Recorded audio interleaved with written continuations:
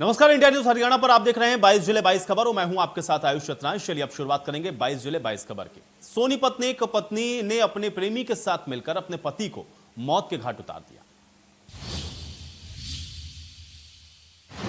सोनीपत की मोहना थाना पुलिस ने गांव गोहाना की रहने वाली टीना, उसके प्रेमी संदीप और गोहाना की रहने वाली एक उषा नाम की महिला को संदीप हत्याकांड में गिरफ्तार किया है। हम आपको बता दें, पहले टीना ने संदीप के साथ दोस्ती की और बाद में संदीप की जो दोस्ती है वो उषा नाम की महिला के साथ करवाई और बाद में तीनों ने संदीप को खेतों में ले जाकर मौत के घाट उतार दिया। अब सोनीपत पुलिस ने इस ब्लाइंड मर्डर से पर्दा उठाते हुए तीनों को गिरफ्तार कर लिया है और उन्हें कोर्ट में पेश कर रिमांड पर लिया गया है ताकि तीनों से गहनता से पूछताछ की जा सके।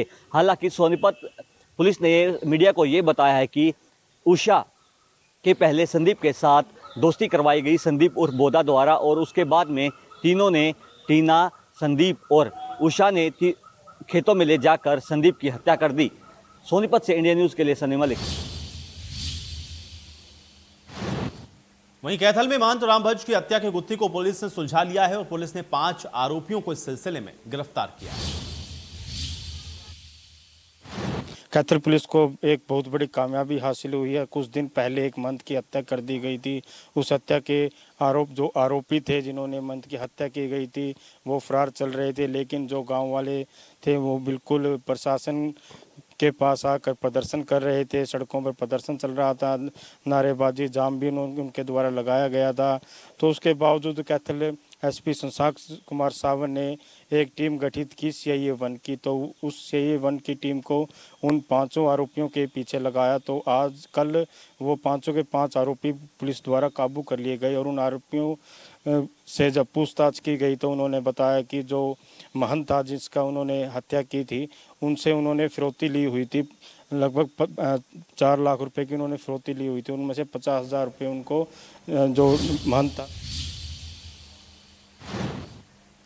तो सिरसिया में पीटीआई शिक्षकों का धरना प्रदर्शन लगातार जारी है और इसी कड़ी में पीटीआई शिक्षकों ने धरना प्रदर्शन आज भी जारी रखा है। धरने पर बैठे पीटीआई शिक्षकों को आज इस बात की उम्मीद थी कि मंत्रिमंडल में उनके बारे में कोई विचार किया जाएगा, यानी कोई फैसला हो सकता है। मेरे साथ पीटीआई शिक्षक लगातार जो धरने बैठे हैं, आज 22वां दिन है। आज मंत्री की बैठक से काफ़ी उम्मीदें थी, कुछ हुआ नहीं, क्या करना चाहेंगे? आज की जो मंत्रिमंडल की बैठक थी उससे पहले हमारे जो पीटीआई साथी है हमने तमाम जो मंत्री हैं जहां भी उनका घेराव भी किया, उनको ज्ञापन भी दिया और हमें पुरजोर उम्मीद भी थी और आश्वासन भी थे कि आपका जो मसला है वो कहीं न कहीं हल कर दिया जाएगा। लेकिन आज का जो मंत्रिमंडल का जो एजेंडा है उसके अंदर हमारी बात को बिल्कुल उन्होंने निरादर किया और उसको नहीं रखा। इससे हमें घोर निराशा हुई है। निराशा होने के साथ साथ हमें ये इस बात का भी एक हमारी जो जाहिर हुआ है, स्पष्ट हुआ है कि सरकार की नीति और नीयत में खोट है। हम अपने आंदोलन को, अपनी रणनीति है उसको बदलने का काम करेंगे और सरकार का जहां भी सरकार का कोई नुमाइंदा जाएगा, सरकार का कोई भी मशीनरी जहां भी होगा वहां उनका घेराव करेंगे, पुरजोर विरोध करेंगे और सरकार के जो गलत नीति है, सरकार की जो मंशा गलत है उसको हम जनता के बीच में ले जाके उजागर करेंगे। ये थे पीटीआई शिक्षक जिनका साफ कहना है कि उन्हें मंत्रिमंडल की जो आज की बैठक थी उनसे काफ़ी आशा थी, लेकिन आज उनको निराशा लगी है। ऐसे में जो अपना आंदोलन है, जो उनका संघर्ष है, वो आगे जारी रहेंगे। ना केवल संघर्ष जारी रहेंगे, अब करो और मरो की नीति अपनाएंगे, यानी आने वाले दिनों में इनका जो आंदोलन है वो और तेज हो सकता है। सिरसा से अमर सिंह जानी, इंडिया न्यूज़ हरियाणा। वहीं गुरुग्राम में सोमवार को 109 नए मरीज सामने आए जबकि 182 लोग ठीक होकर अपने घर पहुंचे। साइबर सिटी गुरुग्राम में हर रोज बढ़ते कोरोना मामलों के बीच एक राहत की बात यह है कि पिछले कुछ दिनों में रिकवरी रेट भी गुरुग्राम का बेहतर हुआ है। सोमवार को जहां 109 कोरोना पॉजिटिव के नए मामले सामने आए हैं तो वहीं 182 ठीक होकर डिस्चार्ज भी हुए हैं। शहर में अब तक कोरोना के कुल 6058 मामले आ चुके हैं, जिनमें से 5010 ठीक होकर डिस्चार्ज हुए हैं, जबकि 101 लोगों की कोरोना के चलते मौत हो गई है। लगातार बढ़ते मामलों को देखते हुए जिला प्रशासन और स्वास्थ्य विभाग अपनी तरफ से प्रयास यही कर रहे हैं कि जल्द से जल्द इन तेजी से बढ़ते मामलों को थामा जा सके, जिसके लिए कंटेनमेंट जोन में पिछले एक सप्ताह भर में सख्ती पहले के मुकाबले ज्यादा बढ़ा दी गई है। तो वहीं कंटेनमेंट जोन में लॉकडाउन की अवधि को भी 31 जुलाई तक बढ़ाया गया है। इसके अलावा स्वास्थ्य विभाग की तरफ से सैंपलिंग भी तेजी से की जा रही है। कोशिश यही है कि हर रोज 100 से ऊपर आने वाले नए कोरोना के मामलों को किसी तरह से कम किया जा सके। कैमरामैन जगदीश तोमर के साथ राज वर्मा, इंडिया न्यूज। वहीं करनाल में कोरोना का कहर थमने का नाम नहीं ले रहा और आज जिले में 21 नए केस सामने आए। करनाल में कोरोना का कहर रुकने का नाम नहीं ले रहा। आज भी करनाल जिले में 21 केस पॉजिटिव पाए गए हैं, जिसको लेकर स्वास्थ्य विभाग की टीमें व पुलिस टीमें मौके पर पहुंची और जो भी परिजन हैं उनको क्वारंटाइन कर दिया गया। वहीं जो मरीज हैं 21, उनको कल्पना चावला मेडिकल कॉलेज में भर्ती करने के बाद उनको अब शाम तक तब्दील नीलोखेड़ी कोविड सेंटर में कर दिया जाएगा, जहां पर उनका लगभग 14 से 15 दिन तक इलाज चलेगा। फिलहाल करनाल में आज कुल 172 केस ऐसे हैं जो एक्टिव केस हैं, जिनका नीलोखेड़ी में इलाज चल रहा है। फिलहाल करनाल स्वास्थ्य विभाग की कहीं ना कहीं चिंता बढ़ती जा रही है, क्योंकि 172 केस एक्टिव हो चुके हैं। वहीं अगर बात करें, जो 246 ऐसे मरीज भी हैं जो ठीक होकर अपने घर जा चुके हैं। डीसी निशांत कुमार यादव ने जानकारी देते हुए बताया कि सभी लोग मास्क का प्रयोग करें, जो भी जरूरी काम है तब बाहर निकलें, नहीं तो उनका चालान किया जाएगा। करनाल से केसी आर्य, इंडिया न्यूज। वहीं पलवल में आज 15 कोरोना पॉजिटिव केस सामने आए हैं। इसमें पलवल में चिंताजनक हालात पैदा हो गए। पलवल में आज कोरोना से 15 लोगों को पॉजिटिव पाया गया है। इसकी जानकारी पलवल के जिला स्वास्थ्य अधिकारी ब्रह्मदीप सिंह ने दी है। वहीं उन्होंने बताया है कि पलवल में आज 6 मरीज ठीक होकर अपने घर जा चुके हैं और वहीं 187 मरीजों का आज कोविड टेस्ट करके जांच के लिए सैंपल भेजे गए हैं। यह भी जानकारी दी है कि पलवल में लगातार जो कोरोना का आंकड़ा बढ़ रहा है, वह पलवल के लिए एक चिंताजनक विषय बना हुआ है। कहीं ना कहीं पलवल के लिए ट्रैवल हिस्ट्री से जुड़े हुए लोग इसके जिम्मेदार हो सकते हैं। वहीं लगातार जब तक वैक्सीन नहीं बनती है तो इसके बचाव के लिए तो आप सैनिटाइजर, मास्क व सोशल डिस्टेंस की पालना करते रहें। कैमरामैन करतार के साथ नितिन शर्मा, इंडिया न्यूज़, पलवल। वहीं झज्जर में कोरोना लगातार अपनी रफ्तार बढ़ा रहा है और आज फिर से जिले में 22 नए मामले सामने आए। झज्जर में आज फिर कोरोना के 22 मामले सामने आए हैं। पिछले 5 दिनों की अगर बात की जाए तो लगातार 97 मामले 5 दिनों में सामने आ चुके हैं। फिर टोटल की बात की जाए तो आज तक 363 मामले हो चुके हैं, जो कि 244 ठीक होकर अपने घरों को लौट चुके हैं। फिलहाल 115 एक्टिव केस बचे हैं और रिकवरी की अगर बात की जाए, रिकवरी रेट 67.2% है झज्जर का और सैंपल पॉजिटिविटी की अगर बात करें तो 4.5% है झज्जर का। जिला झज्जर के लिए राहत की खबर है कि पॉजिटिविटी रेट 4.5% है। इंडिया न्यूज़ के लिए झज्जर से जगदीप राजा। उधर जींद में भी कोरोना का कहर थमने का नाम नहीं ले रहा है और सोमवार को एक ही परिवार के 9 सदस्यों सहित 15 लोग कोरोना पॉजिटिव पाए गए। जींद जिले में सोमवार को एक ही परिवार के 9 सदस्य सहित 15 लोग कोरोना पॉजिटिव मिले हैं। स्पीडो में जिस परिवार के 9 सदस्य कोरोना पॉजिटिव मिले, उनका एक सदस्य 3 दिन पहले संक्रमित मिला था। उसी व्यक्ति के संपर्क में आकर पूरा परिवार संक्रमित हो गया है। 15 नए मामले सामने आने के बाद जींद जिले में कोरोना एक्टिव केसों की संख्या 37 हो गई है। जिले में अब तक 137 कोरोना संक्रमित मिले हैं। इसमें से 94 लोग कोरोना को हराकर स्वस्थ हो चुके हैं, जबकि 6 कोरोना संक्रमित की मौत हो चुकी है। जींद से इंडिया न्यूज़ रहने के लिए रोहतास बोला की रिपोर्ट। रेवाड़ी में कोरोना विस्फोट थमने का नाम नहीं ले रहा है और आज जिले में 39 नए केस सामने आए। जिला रेवाड़ी में लगातार बढ़ता कोरोना संक्रमितों का आंकड़ा कहीं न कहीं प्रशासन के लिए अब चिंता का विषय बनता जा रहा है और अब लगता है कि प्रशासन के हाथ से भी इसकी बागडोर निकल गई है, क्योंकि अब रेवाड़ी के लोग भी लापरवाह नजर आ रहे हैं। इसी कड़ी के अंदर आज रेवाड़ी के अंदर 39 नए केस सामने आए हैं और अब कुल केसों की संख्या 458 हो गई है। लेकिन राहत की बात यह है कि 147 लोग ठीक भी हो चुके हैं, जबकि 5 लोगों की मौत हो चुकी है। इंडिया न्यूज़ भी बार बार आपसे अपील कर रहा है कि जब भी घर से बाहर निकलें मास्क लगा कर निकलें, भीड़ भाड़ वाले इलाकों में ना जाएं, बार बार सैनिटाइज करें खुद को, हाथों को, और भीड़ भाड़ वाले इलाकों में जाने से गुरेज करें, क्योंकि ज़िंदगी आपकी है, सोचना आपको है। कैमरा पर्सन चंद्रशेखर साथ श्याम बाटला, इंडिया। वहीं थानेसर विधायक सुभाष सोदा ने कोरोना से जंग जीत ली है और कोरोना रिपोर्ट नेगेटिव आने पर मेदांता अस्पताल से विधायक को छुट्टी भी मिल गई। थानेसर के विधायक सुभाष सोदा ने कोरोना की जंग जीत ली है। आज विधायक सोदा की कोरोना रिपोर्ट नेगेटिव आने पर उन्हें मेदांता अस्पताल गुड़गांव से छुट्टी मिल गई। छुट्टी मिलने की सूचना की पुष्टि खुद विधायक महोदय ने दूरभाष पर करते हुए अपने शुभचिंतकों का धन्यवाद ज्ञापित किया। उन्होंने कहा कि अपने समर्थकों व शुभचिंतकों के स्नेह व असीम प्यार के बूते पर अल्पावधि में उन्होंने कोरोना जैसी महामारी को खदेड़ दिया। साथ ही उन्होंने मुख्यमंत्री मनोहर लाल व स्वास्थ्य मंत्री अनिल विज का भी धन्यवाद ज्ञापित किया कि उन्होंने मेदांता अस्पताल में इलाज के दौरान उनका कुशल क्षेम जानने के साथ साथ पल पल की अपडेट रखी। विधायक सुधा ने अपने संपर्क में आने वाले लोगों से अपील की है कि 21 जून के उपरांत जो भी व्यक्ति उनसे व्यक्तिगत तौर पर मिला है। उधर नूह जिले में पिछले 24 घंटे में 8 नए केस सामने आए हैं। सीआईए तावड़ू के 5 जवानों में कोरोना की पुष्टि हुई। नूह जिले में एक बार फिर कोरोना का ग्राफ लगातार बढ़ने लगा है। आज भी 7 नए मामले सामने आए हैं।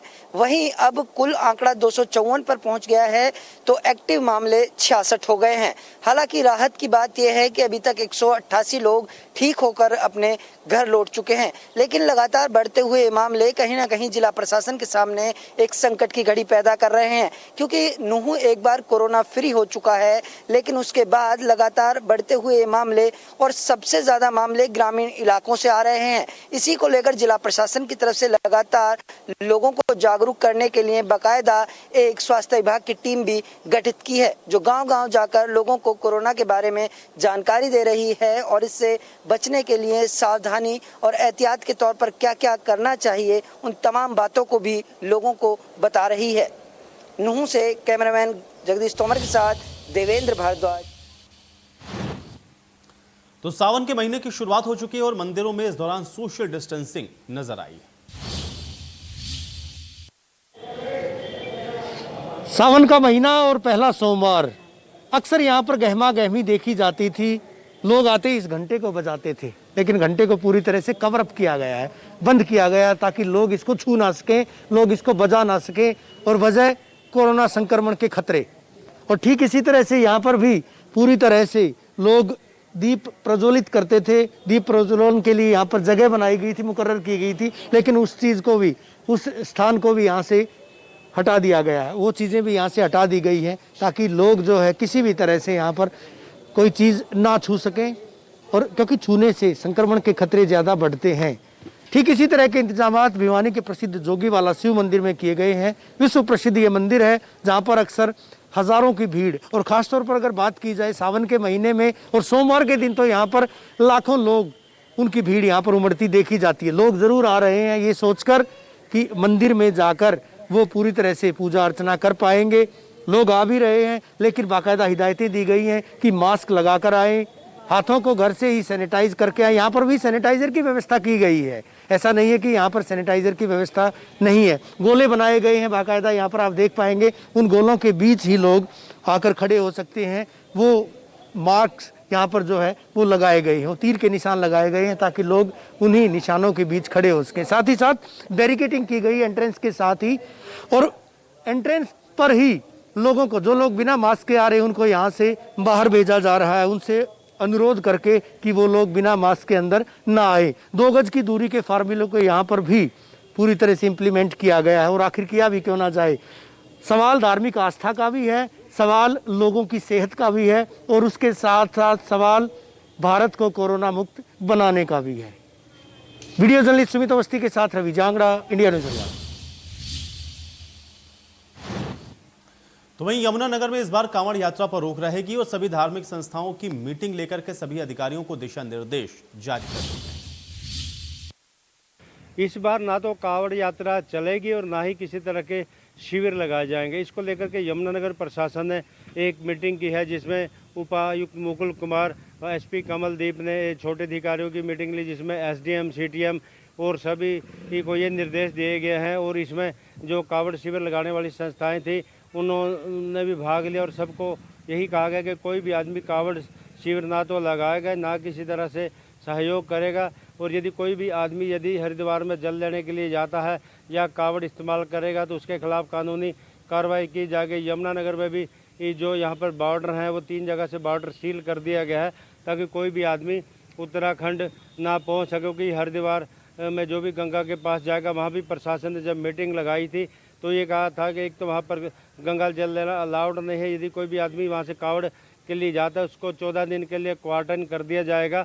उसका सारे का सारा खर्चा भी उसको खुद जो है वहन करना पड़ेगा। इस बार जो कोविड को देखते लिए एक सख्त कदम है, क्योंकि जो भी शिव भक्त है, हालांकि उनकी बड़ी श्रद्धा होती थी, लाखों शिव भक्त थे जो पैदल यात्रा करते थे और जो गंगा जल लेकर शिव जी पर चढ़ाते थे, लेकिन इसके बार जो कोविड को देखते हुए वो लोग ऐसा नहीं कर पाएंगे। यमुनानगर से देवीदास शारदा, इंडिया 2 जरिया। तो कोरोना महामारी को चलते फरीदाबाद में भी इस बार जलाभिषेक नहीं कर पाएंगे।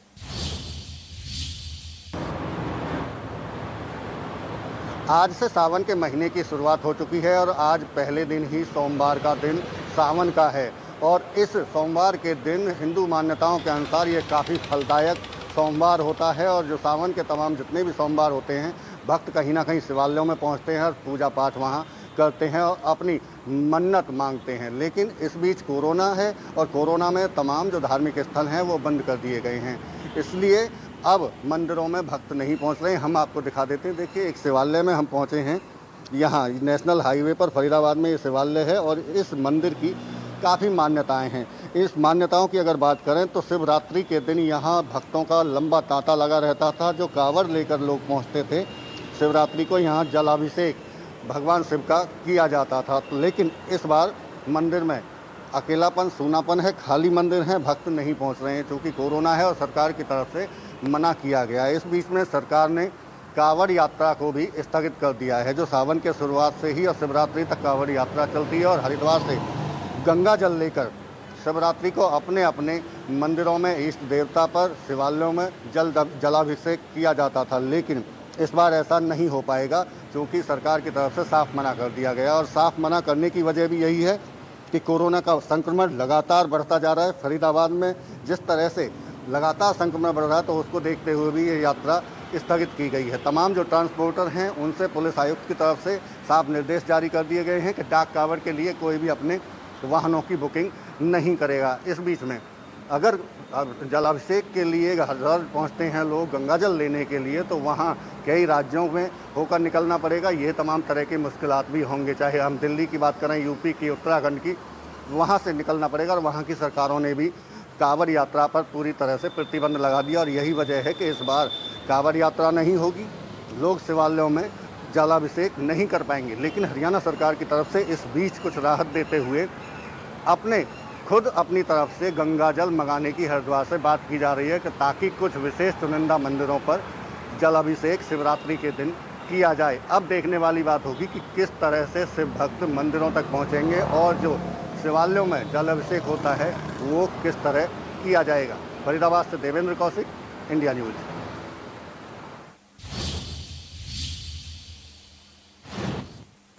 उधर चीन के ऐप कैम स्कैनर को टक्कर देते हुए दादरी के छात्र पंचम शिवराण ने स्कैन इन बनाया है और इसकी लोकप्रियता को देखते हुए गूगल प्ले स्टोर में भी इसे 5 में से 4.7 की रेटिंग दी गई। चरखी दादरी निवासी पंचम के द्वारा तैयार किया गया स्कैन इट ऐप इन दिनों चाइनीज ऐप कैम स्कैनर को बेहद कड़ी टक्कर दे रहा है, जिसको गूगल के द्वारा भी 5 में से 4.7 रेटिंग दी गई है। जी हाँ, बता दें कि जब से देश में 59 चाइनीज ऐप को प्रतिबंधित किए जाने की बात कही गई है तभी से बेहतरीन विकल्प देश में सामने आ रहे हैं। स्कैन इट ऐप इन्हीं में से एक है जिसको ग्राफिक एरा हिल यूनिवर्सिटी के इंजीनियरिंग प्रथम वर्ष के छात्र पंचम व उसके दोस्त यश के द्वारा तैयार किया गया है। हालांकि गूगल के द्वारा इसको 4.7 रेटिंग दी गई है। जब से इसको प्ले स्टोर पर अपलोड किया गया था तभी से 6000 से ज़्यादा लोग इसको डाउनलोड कर चुके हैं। और दिलचस्प बात यह है कि कैम स्कैनर की तरह इस ऐप के जरिए न केवल डॉक्यूमेंट को स्कैन करके उसको PDF में कन्वर्ट किया जा सकता है बल्कि आगे उसको फॉरवर्ड भी किया जा सकता है। बहरहाल एक बड़ी उपलब्धि इस हरियाणवी छोरे की है। चरखी दादरी सहयोगी अनिल हरीवे, कर्मचारी सुमित अवस्थी के साथ रवि जांगला, इंडिया न्यूज। वहीं अंबाला शहर में पूर्व केंद्रीय मंत्री विनोद शर्मा के निर्देशों पर सैनिटाइजेशन का काम और हैंड सैनिटाइजर बंटवाने का काम लगातार जारी है। और अंबाला में पूर्व केंद्रीय मंत्री विनोद शर्मा के निर्देशों पर नन्योला गांव में घर घर जाकर लोगों को हैंड सैनिटाइजर वितरित किए गए। इसके साथ साथ लोगों को जागरूक भी किया गया। इस दौरान गांव के लोगों ने पूर्व केंद्रीय मंत्री विनोद शर्मा का धन्यवाद किया। पूर्व केंद्रीय मंत्री विनोद शर्मा के निजी सचिव ने यह बताया कि अंबाला में विनोद शर्मा के निर्देशों पर अप्रैल माह से ही सैनिटाइजेशन का काम चल रहा है और जब तक इस कोरोना महामारी से मुक्ति नहीं मिल जाती तब तक अंबाला में यह कार्य जारी रहेगा। आज हम विनोद शर्मा जी की तरफ से जो मुहिम चली हुई है सैनिटाइजर करने की, सैनिटाइजर बांटने की, तो आज हम सैनिटाइजर नन्योला गांव में बांट रहे हैं। हमने रविदास बस्ती की है, अब इंदिरा कॉलोनी में खड़े हैं, वार्ड नंबर 1 और 2 भी हमने कर लिया है। तो इस गांव में नन्योला बहुत बड़ा गांव है। इस गांव में हमारे 3 दिन लगेंगे। रेगुलर हम यहाँ पे सैनिटाइजर बोतल जो हैंड वॉश की हैं वो बांटेंगे और हमारे नरेशवासी जो हमारे एक्स सरपंच हैं वो हमारे साथ चल रहे हैं, हमारा सहयोग कर रहे हैं और उनकी जो यहाँ की टीम है पूरा सहयोग कर रही है विनोद शर्मा जी को। और हम घर घर जाकर लोगों को बांट रहे हैं। लोगों में उत्साह है, वो ये कह रहे हैं कि बहुत अच्छा हुआ कि हमें उम्मीद हो गई कि विनोद शर्मा जी हमारे बीच में हैं।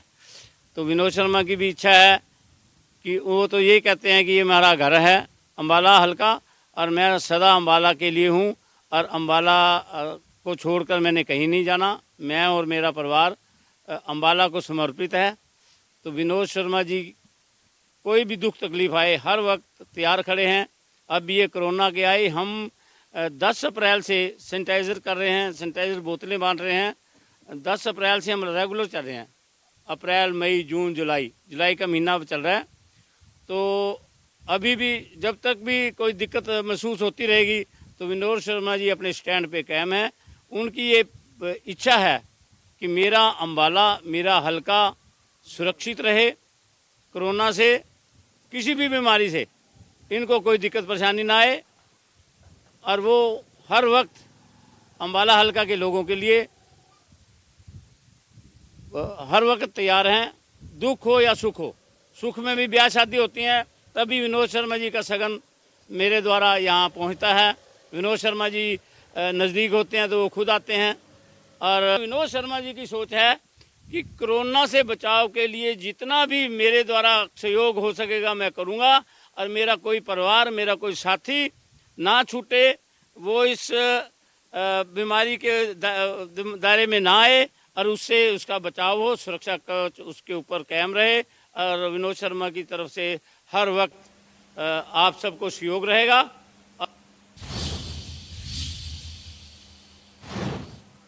वहीं महम कस्बे के साथ लगते गांव खरखड़ा के पास भिवानी ब्रांच नहर पर एक युवक का शव मिला है और मृतक की पहचान महम कस्बे वार्ड 6 निवासी राहुल पुत्र जगबीर के रूप में हुई है। सूचना पाकर पुलिस और एफएसएल की टीम मौके पर पहुंची। शव को कब्जे में लेकर पोस्टमार्टम के लिए रोहतक पीजीआई भेजा गया है। मृतक के पिता ने हत्या की आशंका जताई।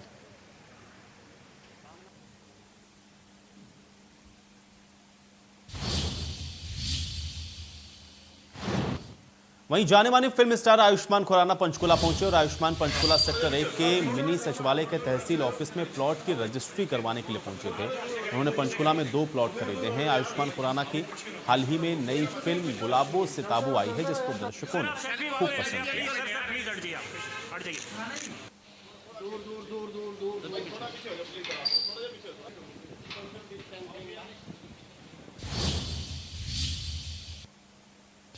चलिए इसी के साथ 22 जुलाई 22 खबर में मेरे साथ फिलहाल इतना।